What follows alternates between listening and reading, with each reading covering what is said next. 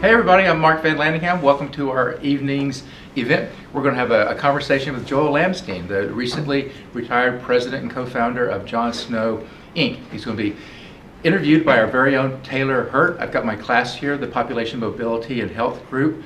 We're going to be asking Joel lots of questions. This guy's been around for a while, so he's seen a lot of big changes, a lot of successes, and other things, that haven't gone so well. In public health, JSSI, of course, has been, on the forefront of that, a really influential organization that hires a number of students from Tulane and elsewhere. So with that, Taylor, take it away. Alrighty, thank you. Hi everyone, I am Taylor Hurt and I am a Master of Public Health student at Tulane University in the Community Health Sciences program. I am here with Mr. Joel Lamstein, co-founder and president of John Snow Incorporated, which is of course one of the most influential organizations working in international public health today. In fact, it has been one of the leading organizations in our field for several decades under the remarkable leadership of my guest today, Mr. Lamstein. All right, Joel, thank you so much for coming to spend the semester with us at Tulane School of Public Health and Tropical Medicine.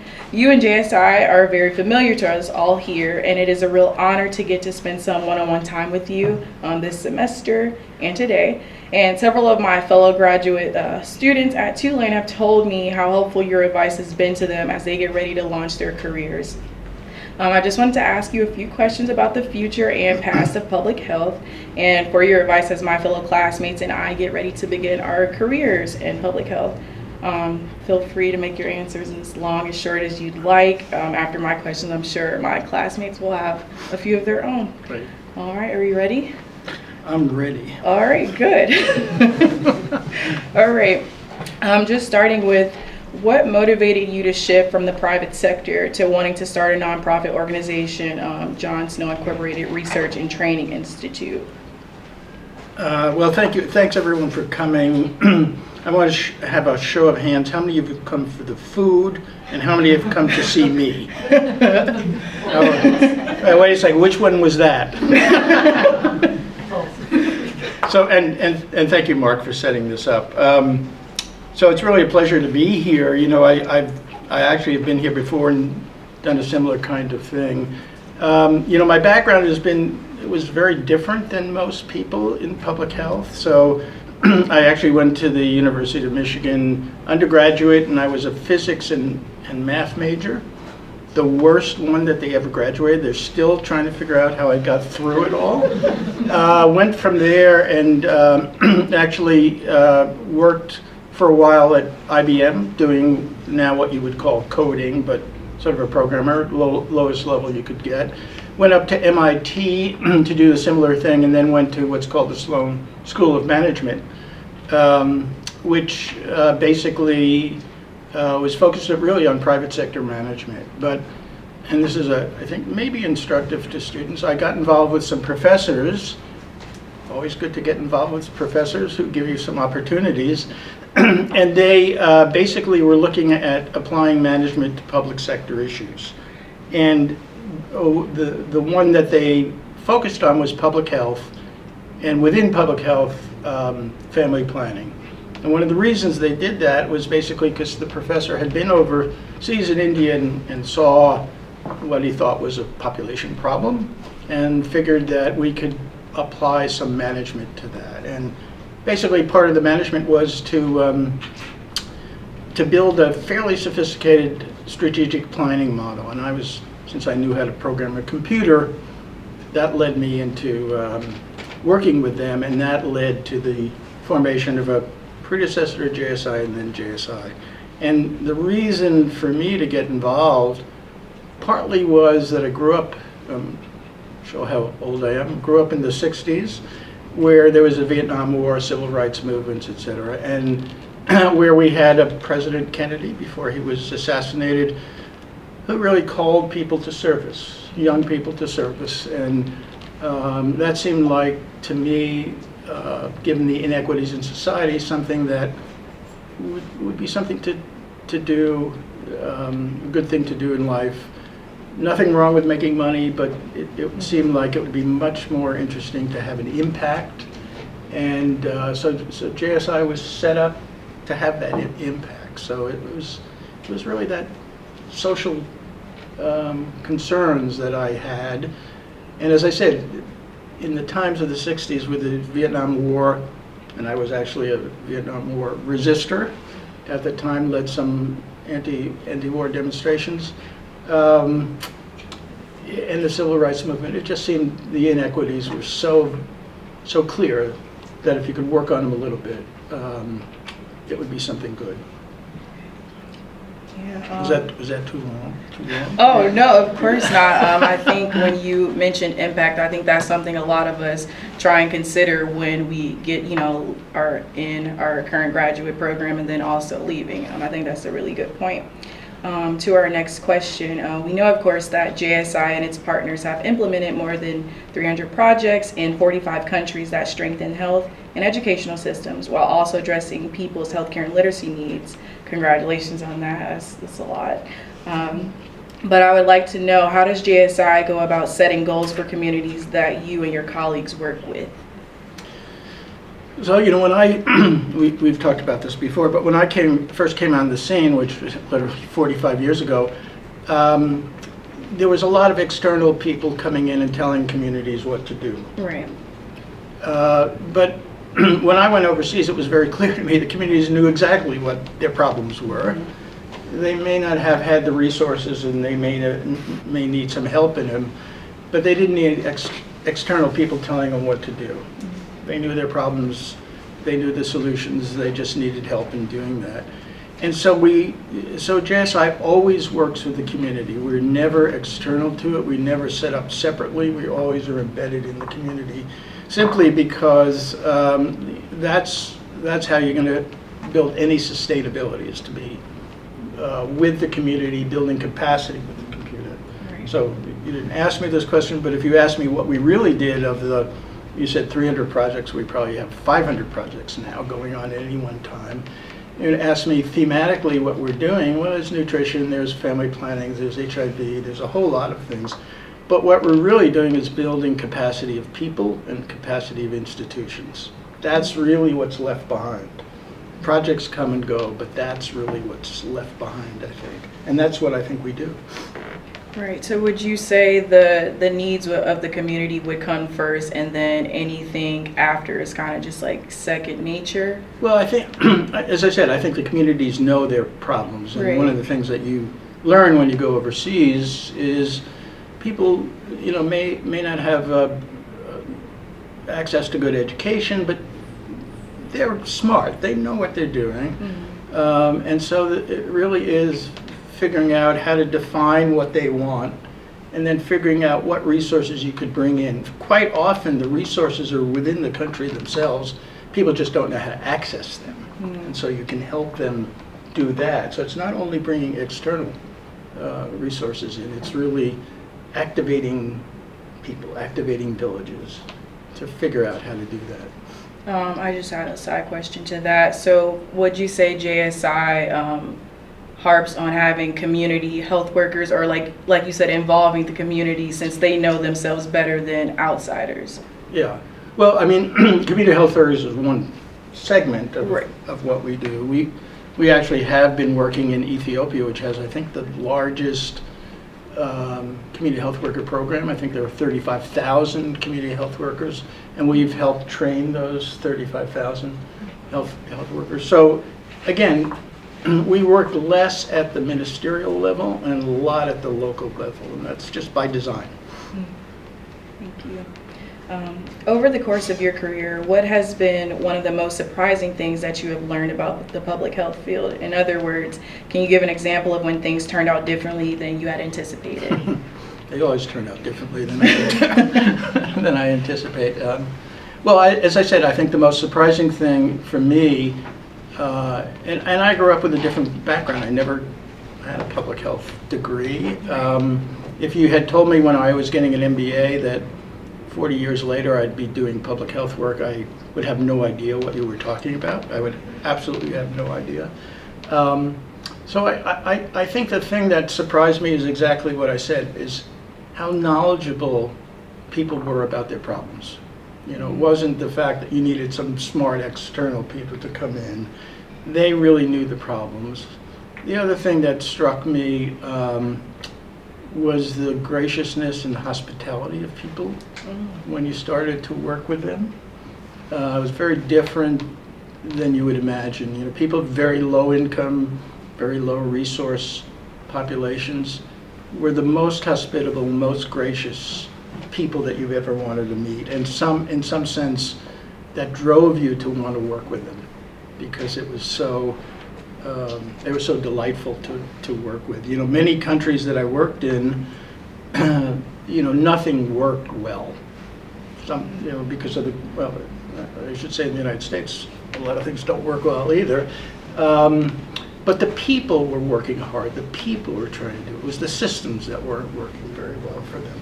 So a lot of times when we looked at it, the answer to the question is a lot of things that we looked at systemically didn't make any sense, either because of the bureaucracy, because of the colonialism that had led to bureaucracy and other kinds of things.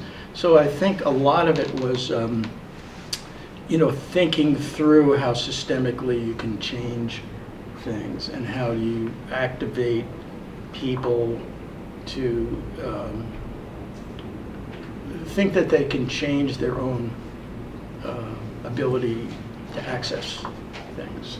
Think of themselves as educated people, as an example. I'll give you an example. I run another organization called World Education. And one of the things that we did, and I guess you all would know this, is if you want to have the most impact on a kid's life, what would you do? What would you do? That's a question. What would you do? Interact with them, talk with them. What else? Listening. Listen. Let them play. Here's what you do. You'd educate the mother. Ah.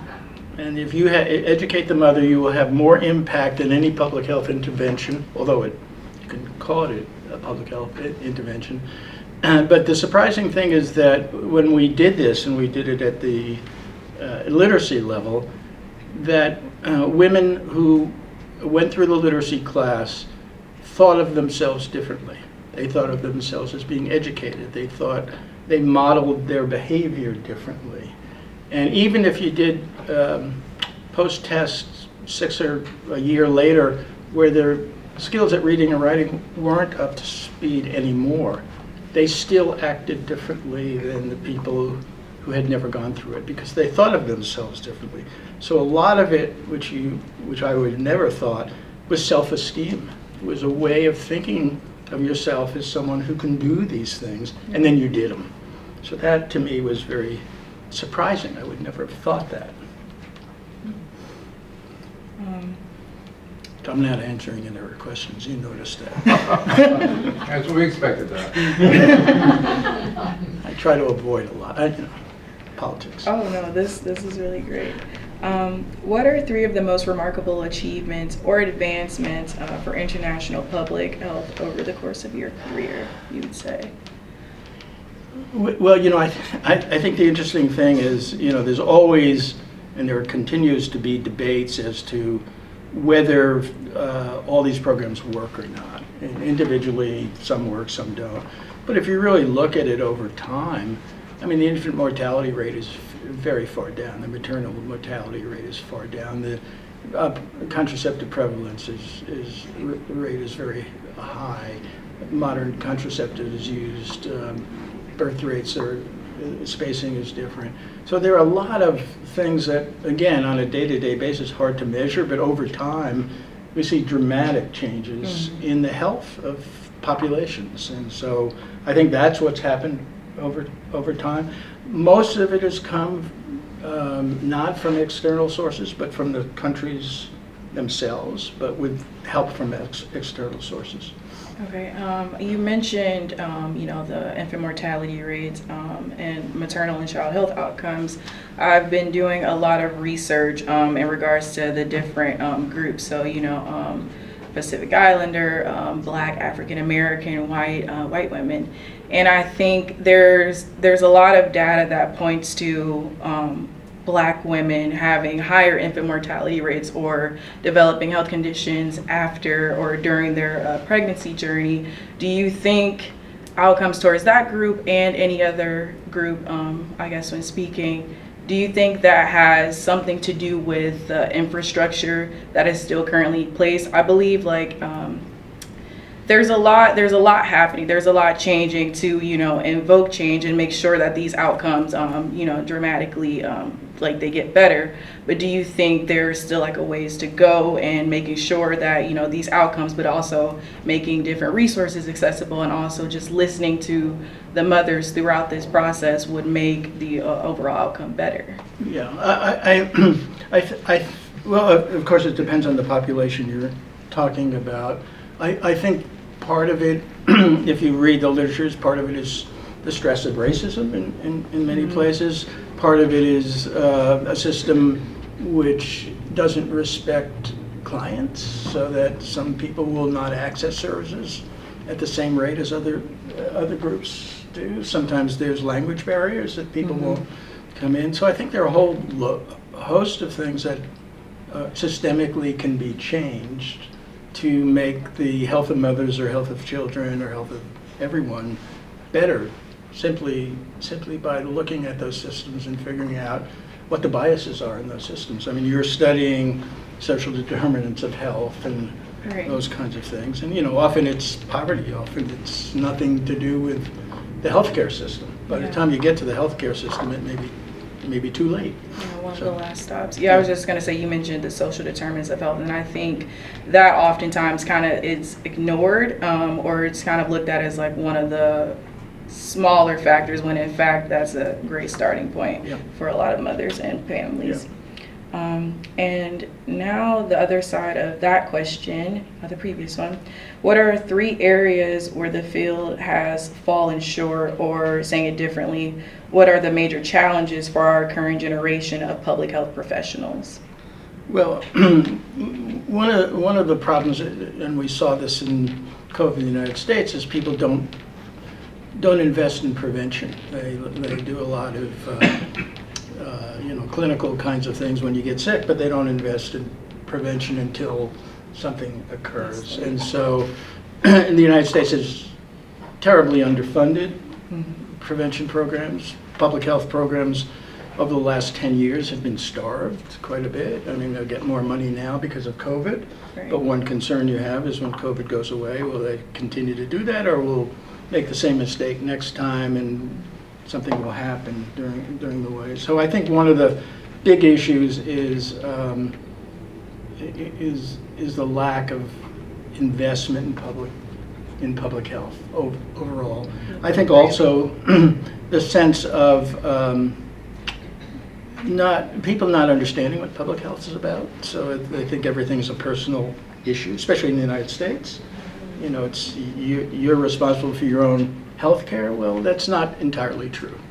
In fact, depending on which community you live in, who you live with, et cetera, has as much influence, if not more, than simply do I exercise, do I eat right, kinds of things. And I think Americans tend to think of individuals, and I think public health thinks of populations, and that's a bit of a different take on it.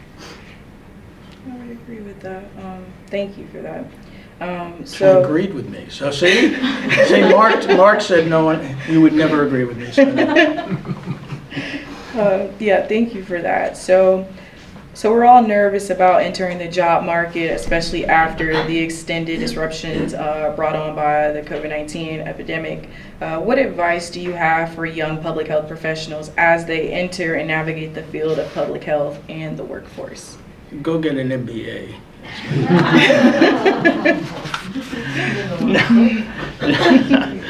No, I hang out in Boston, which has, as you know, besides great sports teams, terrible weather and a lot of students. And so I spend a lot of time with students, all of whom are anxious to get jobs. So one thing I would put your mind at ease, everyone gets a job.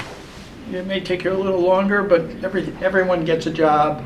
And I think the job market now is quite good. I think you're coming out at a good time for the job market. I think they're actually paying people in public health a little bit more than they did before. And I really don't know Tulane all that well, but many public health people will never go into public health. They'll go into healthcare at some level because they often pay you more to do certain things. But I think there are an infinite number of jobs out there, and I don't think that's going to dry up. And I think with the background you're getting here, I think you're well positioned to get those jobs. I don't think it's something to worry about. I'll give you some advice on what I think you should be looking at, and that is for young people, I think you should be looking at jobs that broaden you, not narrow you. I think you should be looking at jobs where you fit the culture of the organization that you're looking at. So I can give you a whole lecture on culture, which I think is critical in organizations. Every organization has a culture. But I think quite often students make the mistake of thinking, well, I'm going to go to WHO or some prestigious organization and then find out it's terrible to work there. So now I'm not going to get a job at WHO, I know, but it's very bureaucratic, etc. And a lot of people love it. I mean, but if you're the kind of person who likes a bureaucracy, then you should go to a bureaucracy. If you came to JSI is completely different. It's collegial. It's, the fancy word is decentralized. The unfancy word is chaotic. I mean, it's crazy. It's entrepreneurial. Some people like it. Some people hate it. Some people find it confusing. Who do I report to? And say, don't worry about it. You'll figure it out. So I think the fancy management word for that is alignment. That you have to find out who you are. Only you know who you are, and what organization speaks to who you are. Because then you'll grow from there. If you get into an organization where you don't really like the culture of it, your opportunities will be attenuated. So that's my quick advice on that. Do you think a lot of organizations have the capacity to change its culture depending on like the changing demographic of back then compared to now? Well, I think there's a lot of changes coming about. I mean, I think COVID changed everything in terms of how organizations are going to work, and I think it is not at steady state yet. No one knows how many remote workers are going to have. We were debating how many days a week should you come into the office. Right after we built new offices, then we didn't need all the new offices we built. That shows you my management skills. So I think these organizations are changing because of remote work, because it demonstrated you could do certain things remotely. I think you can't run a full organization, certainly not like JSI remotely, because the culture is so critical. So I think things are changing dramatically. I think the issues of diversity and inclusion are much more out front now, and I think organizations are taking that seriously. I think not only is that good for the people who you recruit, I think that's good for organizations because you get a different point of view. And I think, I said this many times, I'm a very big believer in diversity, and I don't mean just racial diversity, I mean age diversity, academic diversity, etc., because it makes it much more interesting, and I think it solves problems better. So if I sat around with my MBA friends, before we said anything, I would know what they're thinking. But if I sit around with a sociologist and an IT person, and I don't know. And so I think the synthesis of those ideas are what creates innovation. And innovation, I think, what drives organizations. Yeah, many different perspectives. Yeah. So as you've interacted with people like us, they begin their public health careers at your organization, JSI, what has impressed you regarding their skills and knowledge, and also what have you found particularly valuable in their initial skill set? So one of the things at JSI, which I think is generally a positive, is we have very low turnover. People stay forever. I always tell them there are two explanations for that. Number one, they love the place. Number two, we've so ruined their career they can't get another job. So you could determine which of those is the right one. So if you think about the positive of having people stay a long time, one of the problems is, well, how do you get innovation in? How do you change? And so having younger people around, we've always had interns, we always have new young people coming in. That's for us vital to keep the organization going. So I'm sure most of you know a little bit more about social networks than I do. I hope you know. I was once put out on, our communication person told me I had to be out on Twitter. And I said, I don't want to do that. So no, you're the head of the organization. We'll do it for you, but you have to go out on Twitter. So they put me on Twitter, and I got 1 follower. This is recorded, but the 1 follower was a prostitute. And I know this. And our communication person is a woman and took her right off. So then I had no followers. So that's how good I am. But you guys know a lot about social networks, which are critical now. And you know, some of the technology, some of the uses of apps and other kinds of things that people who have been around a long time might use, but they're not natural at it. You guys grew up with it. And so an organization to reinvigorate itself needs those people. So as an example, in past, we had, about 5 years ago, we had 40 interns, and we pay them all. We pay them all not because we have to, but because if you don't pay them, you get a certain class of kids who can afford to have a job in the summertime and make no money. And we didn't want that to happen. So we've had high school kids, we've had college students, we've had graduate students, we have international people. And we do that as a commitment to the community, to give people opportunities, because how do you know what we do every day unless you see it?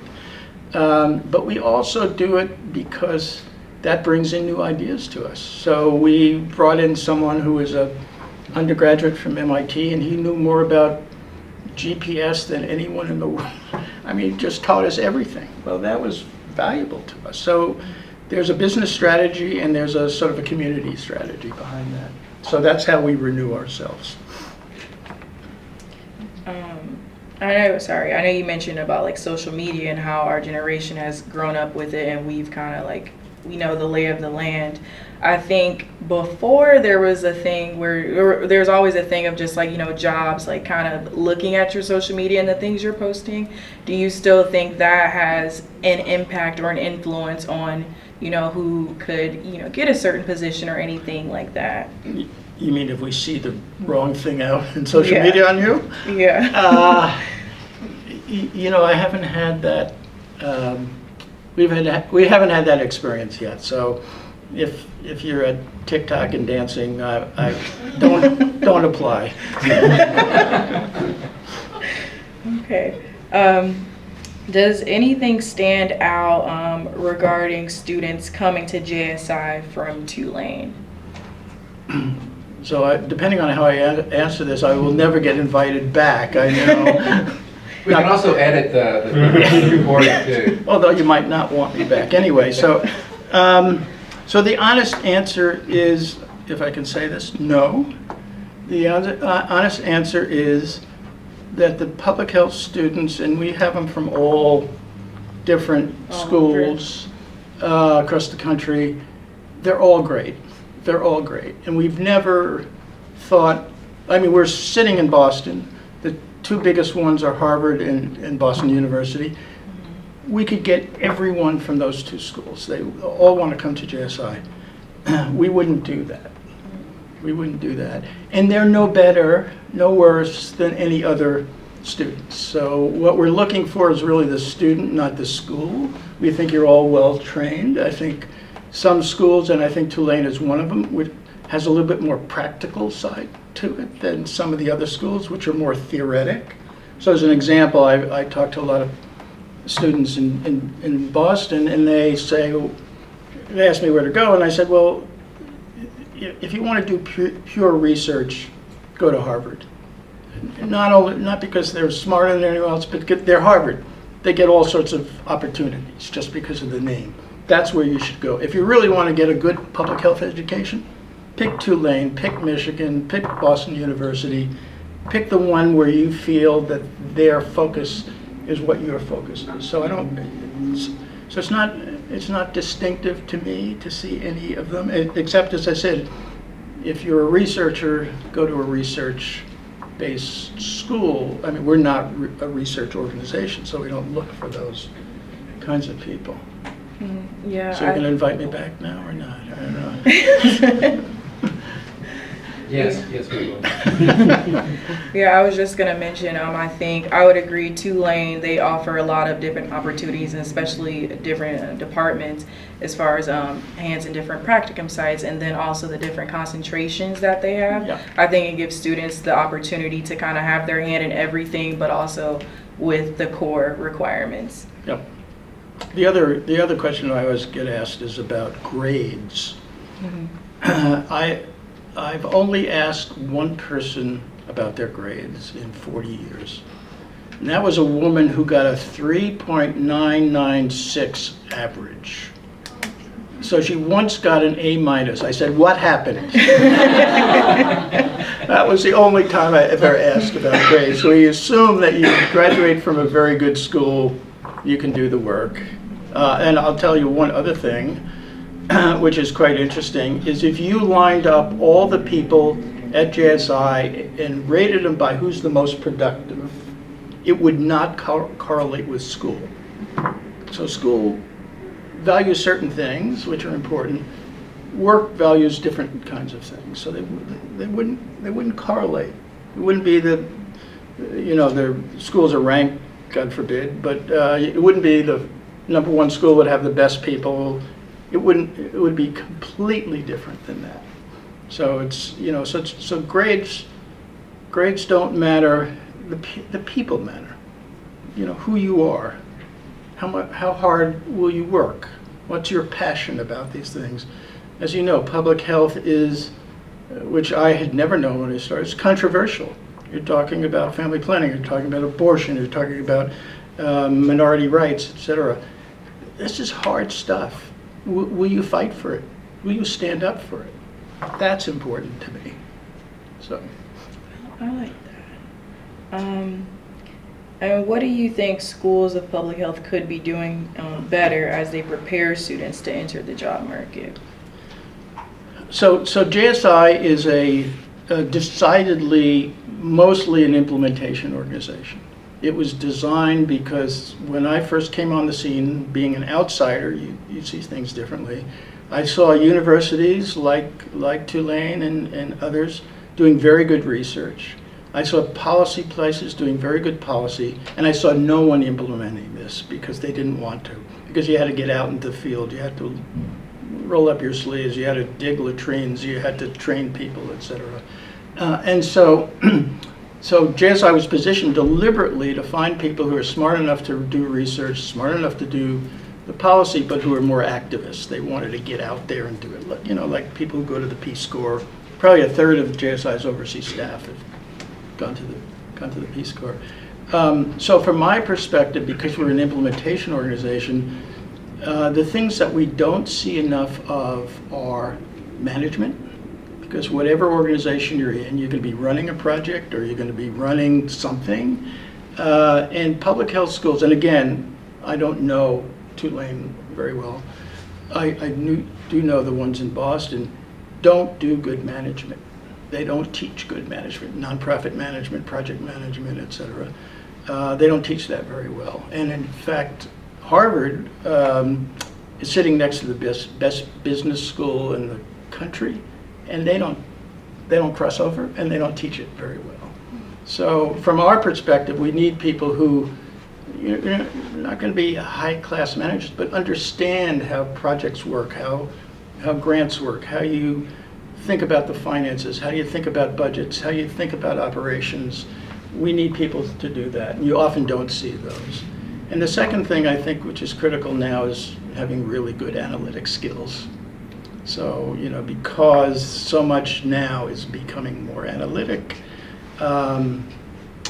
fortunately, some people come out with soft skills but don't have the analytics side of it. Again, you don't have to be a high-level biostatistician or epidemiologist, but you have to understand how it works and be a good consumer of that. And so I think those are the things that, again, I'm talking about a perspective of an organization that does these kind of things. Some other people who do clinical care or something are going to think differently, but that's how I would think about it. Thank you for that perspective. We've really enjoyed having you sit in our population mobility and health class this semester. Your insights from the more applied side of things have really complemented the academic material in the class. You're a terrific addition to the teaching team. So I ask, what motivates you to take on extra volunteer roles such as this, in addition to your daily job of president of JSSI? Well, I'm not the president of JSSI. I have something to Great. do. It was either this or knitting. You know, I've always loved sitting in, and I teach a little bit, not very much, but I've always loved sitting in for two reasons. I like listening and learning from Mark when I sat in his class and how he teaches, which is terrific. I also like to see how students are thinking about things, how they're interacting, because it tells you what the future is going to look like.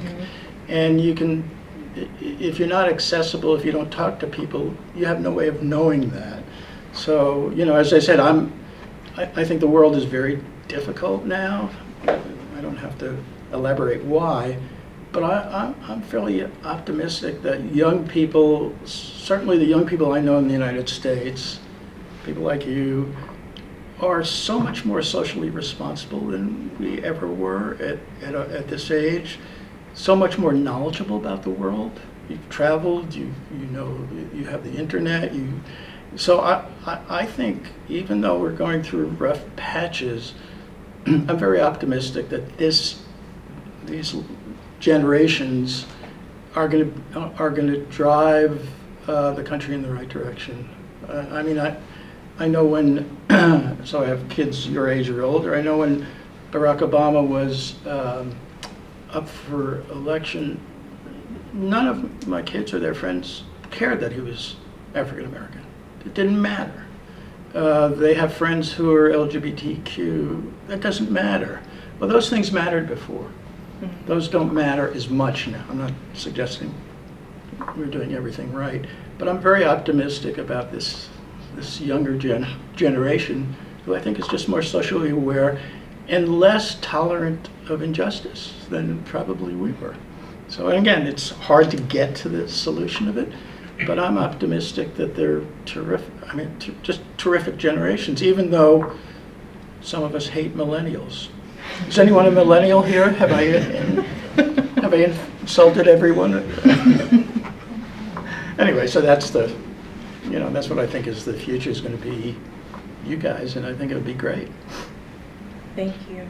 And lastly, is there anything you would like to say before I open up to questions from my classmates? No, I think I really appreciate you guys having me here. I mean, it's a treat for me to be here.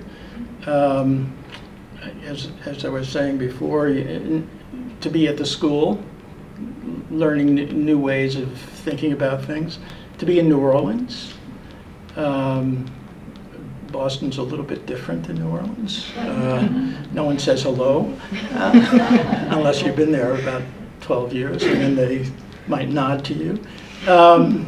And, you know, for me, I mean, if I were studying again, the thing that I would major is cultural anthropology. I just find the differences, whether it's in New Orleans or in Harare or Nairobi, is just learning about cultures and how cultures solve problems and what the issues are. I find that fascinating, so I really thank you guys for allowing me to hang out here and take up some space. Thank you so much Sure. for that, and we greatly appreciate you.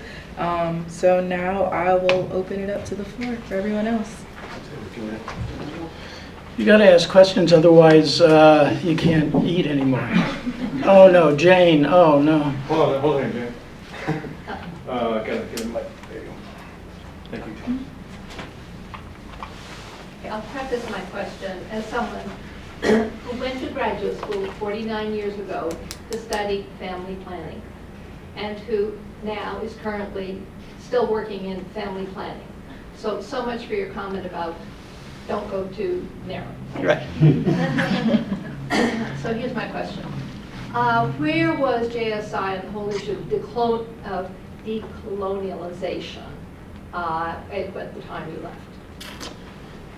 So one of the things we're actually going to have a group tomorrow to talk a little bit about this. So it depends on what you think about it. So as an example, very early on, we determined that projects should not be run by external people anymore. And as you know, Jane, a lot of the funding agencies are prejudiced. They want Americans because Americans talk to them in the way that they're used to. We fought very hard to have our projects run by local people. And so, while we didn't solve the colonial problem, we did push very hard. In fact, I lost a project where I refused to put in an American. I just refused. So JSI now has 4,000 people working for us. Of the 4,000, 3,200 are working overseas. Everyone, with the exception of about 50, are from the country or region that we work in. We have probably 7 very large projects in Africa, every one of them run by an African woman. So we are doing our part to try to do that. But there's also discussions within JSI when I was left, and I'll still have them, about what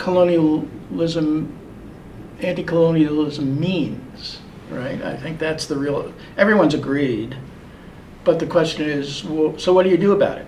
How does it manifest it in an organization? How does it manifest it with funding agencies? So I think that debate is going on in all organizations. As I said, I think we're a little bit ahead of it because the people having the debate are often people from those countries. So, we put together a whole cadre of people to talk about these things. Well, more than half of them are from those countries.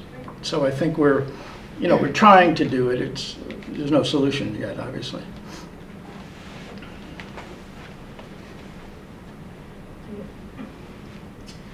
So for a lot of the answers that you had, you talked about really fighting for what you believed in and fighting for that egalitarianist way of selection of your staff and how you are framing your different projects. And a lot of things that we find, especially for us as students and for people who have been in the workforce doing this work, is that there is at one point a sense of fatigue. I know you mentioned earlier a big component is, are you going to fight? Are you willing to fight for the thing? But what do you do when there are so many within the public sector and also within the private sector that are built on and have foundations that are, for lack of a better term, archaic and are very resistant to change? How do you continue to fight and fight the good fight without draining yourself as well in the process? Well, I think I think particularly now, one of the big issues because of COVID has been sort of burnout of people, both because of COVID itself, both because of the isolation, because of the different ways of working, et cetera. And we've tried, and we now are going back in a hybrid setting, so the new norm will be 3 days a week in the office, 2 days outside. With some variations, because we have a lot of people working in places in the United States. We have 7 offices in the United States, and some of them, we have people, let's see, who am I going to offend, in Indiana, and we don't have an office in Indiana, and so they're going to work remotely. So I think part of it is, trying to figure out what makes sense for the new way of balancing life and work. JSI has always been this, as I said, it's a very different kind of organization. I set it up differently, partly because I hate bureaucracy, partly because I don't learn hierarchically. I learn collegially. So, and Jane and Mark and others would know this. You know, when I go out in the field, where do I get most information from? I get it from the taxi driver. You know, I get it from people who are in the front lines. And so within JSI, we try to do that, to say, you know, I've been the president for a long time. I don't have a secretary. I don't have any gatekeepers. People wander into they don't have to make, I don't want them to make you know, an appointment. I want them to come in and talk to me. And for me, if I'm the president and I'm talking to you, you're going to say, oh God, I'm going to tell him what he wants to hear. I have to diffuse that because I want to know what you're thinking. And so part of the culture has supported people in this fatigue because they're very, they work in teams, they support each other. So when you ask me the question about who you hire, but when I interviewed a lot of the young people, not everyone obviously, with 4,000 people, but they were already screened for you know, abilities, technique. And they also screened out crazy people because if the crazier you were, the more likely I'd hire you, just because it was fun. You know, the last guy who applied, his last job was he was a shepherd. And I figured I got to speak to this guy. You know, I mean, who applies to public health who's a shepherd? Turns out a complete nut, but fun to do it. So what I look for, so that now you got 2 or 3 candidates and I have a final say, but mostly I listen to what other people want. What I'm looking for is character. I want to know who will stand up, who will support their fellow workers, who will do these things. What's in your background that tells me that this is not a job, that this is something that you really want to do? And so that kind of sense of character within this organization is what works. So as an example, we're old enough to have had divorces, kids problems, people die. We have 2 people have cancer now. People stand behind them. Not because the corporation says do that, it's because who they are. So as an example, there was a woman who had cancer, and fortunately she's a recovered, terrific person. Her husband said to me, you know, I've never eaten so well in my life, because everyone independently signed up to bring food. Well, that has nothing to do with the corporation. It has everything to do with the people and the character of the people.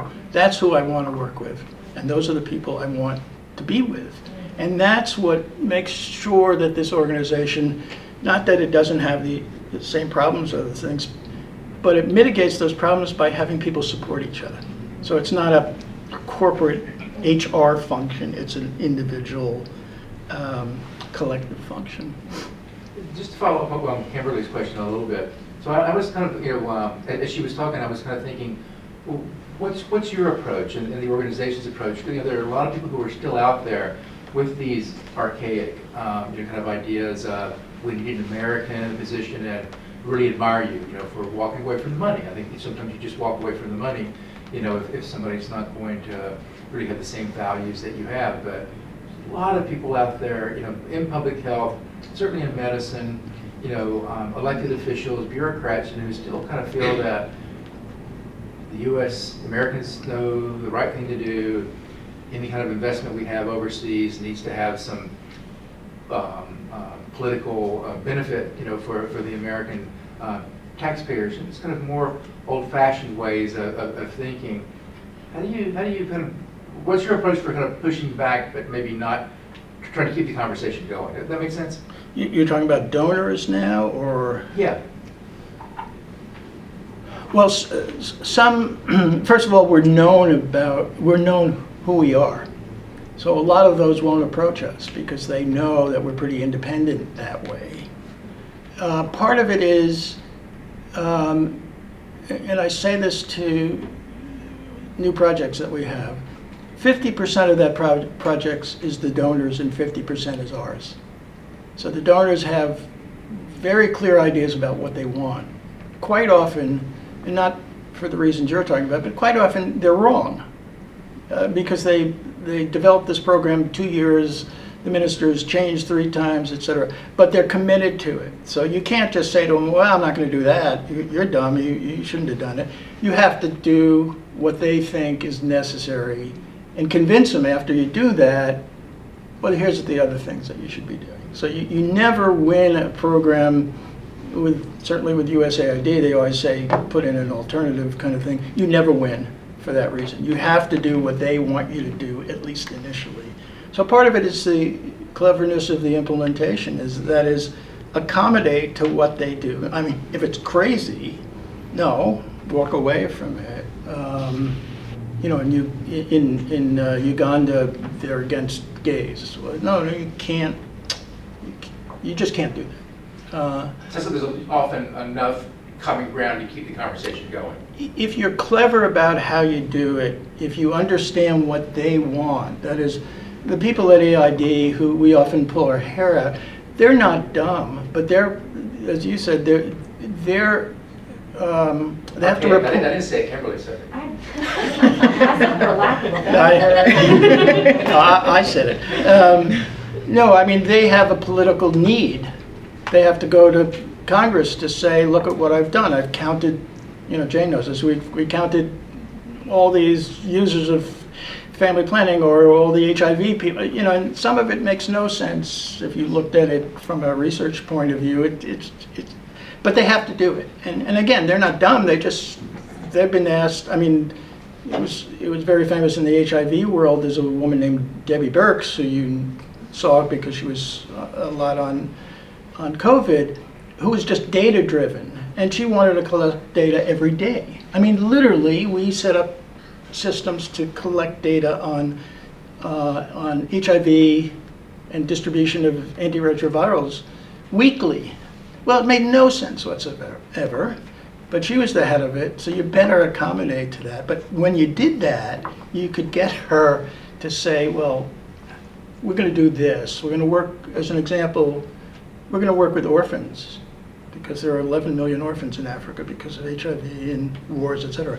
Well, we're going to do that, but we're going to do what you want first, but then you're going to let us do this. So it's somewhat of a cleverness of how you implement it. Just quiet, come on. Hi, I'm Catherine. Yes, Catherine. So my question is a little bit more of like career trajectory. Yeah. Who would you say had the biggest influence on your career, for better or for worse, and why?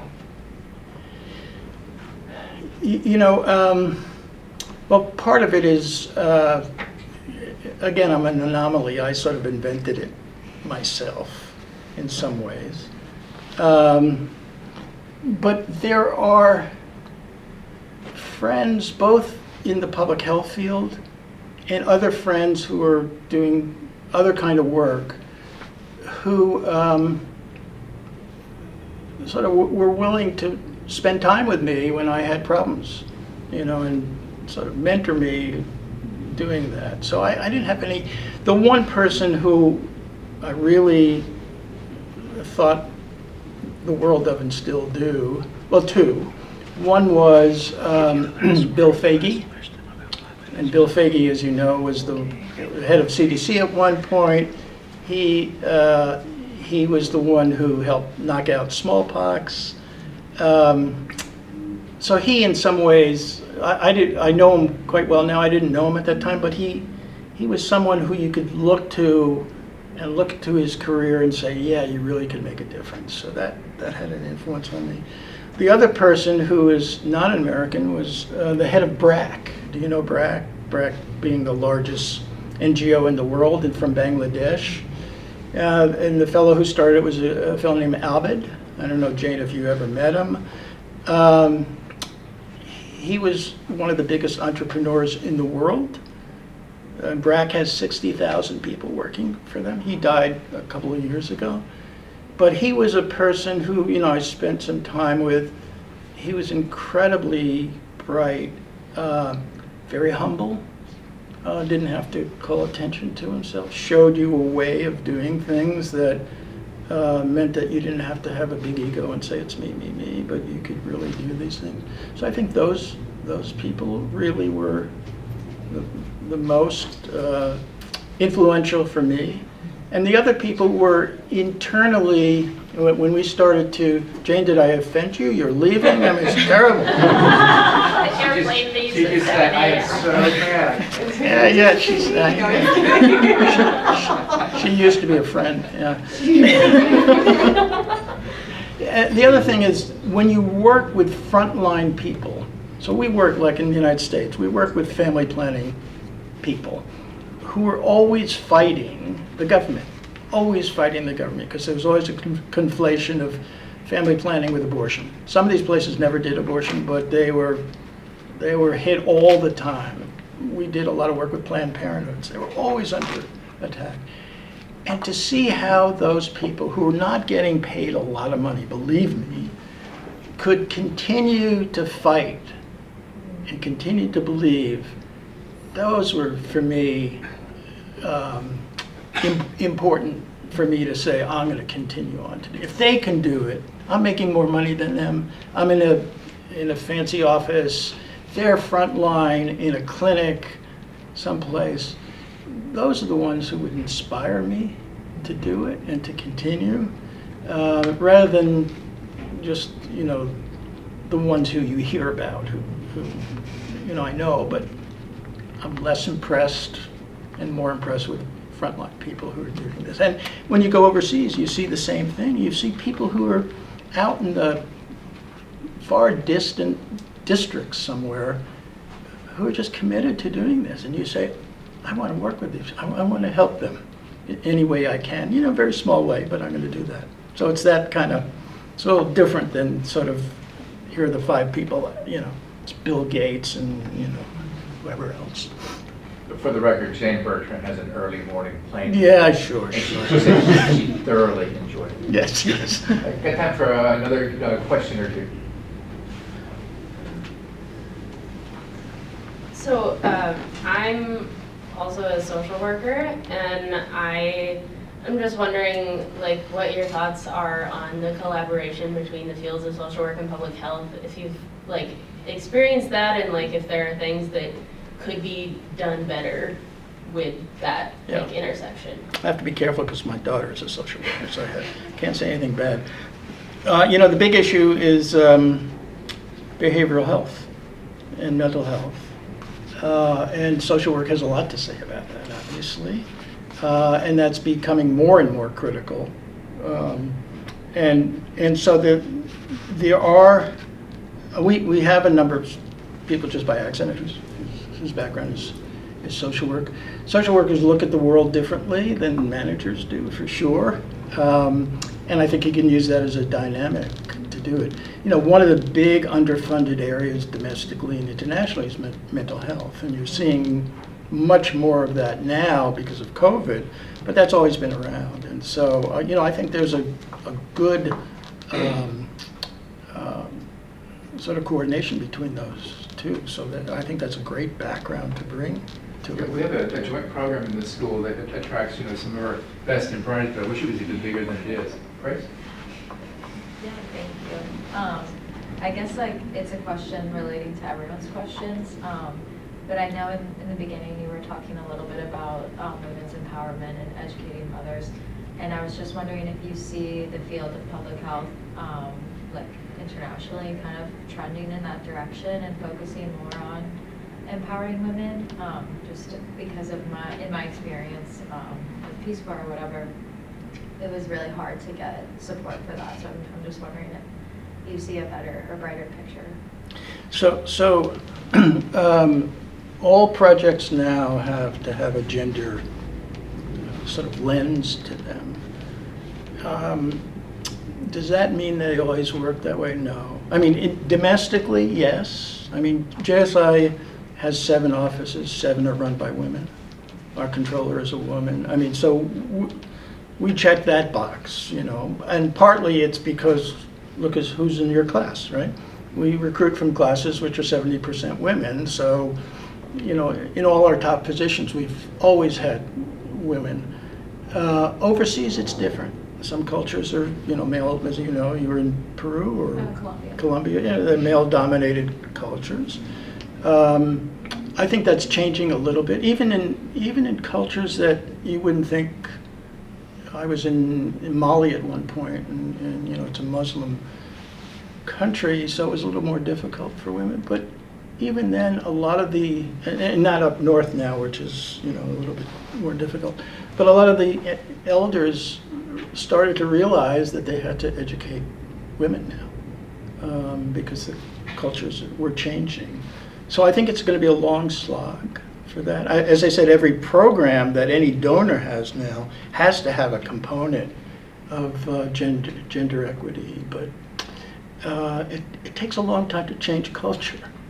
So we can do it within organizations. Most organizations within the U.S. in public health, women are prominent, but I think it will take a long time for it to really play out in the field. Final questions or comments? I don't think I offended everyone. Does anyone No, else? they're still smiling. Everybody's So there's plenty of food left, so please leave here, have another plate before you go. Taylor, will you close this? Yes. I actually have one more question before we wrap up. But I know you mentioned before that there are many, public health programs have not been on the forefront or as important as people see them to believe. I think the pandemic has really brought that forth. Do you think something bigger than the pandemic will have to occur in order for public health to really be put in perspective and shown as important as it really is for people today? Well, one of the problems is if you wanted to pick a title of of a field, public health would be the worst that you can think, right? You should get the Nobel Prize if you can think of a different way of thinking, because half the people think it's public, and they think that's I don't know, inspection of restaurants or something. I mean, it's very hard to articulate what it is to people. I think and there are people who are talking more about what it is in general for the general public, not just when there's a pandemic. But I think people have to understand the all the gains in longevity in the 20th century came about because of public health. They didn't come about because of clinical medicine mostly. It was, better housing, better water, better sanitation, immunization, those kinds of things. So it hasn't been framed correctly, and I think it needs someone articulating that framing better. As I said, the name itself kills it a little bit, but I think that's the real issue, and the question is whether the money will be put in, because the money flows strangely in the United States. I mean, you get money from the federal government, which goes to CDC, which goes to the states, and then the states decide how to do it. And then it's not by accident if you look at the health statistics that the southern states do worse than the northern states. Well, because they put less money into it, and they it's no different. The populations really aren't that much different. Massachusetts is an incredibly liberal state, but we have a lot of rural people in Massachusetts. It's just that the government thinks about it differently. So I think there has to be that kind of systemic change in governments to allow, to allow that money to flow in the right directions. Well, thank you so much for taking this time with us. Yeah. I can say for everyone else, I think we really enjoyed listening and seeing and hearing your insights on a lot of things. Great. So thank you so much. Jill. Thank you.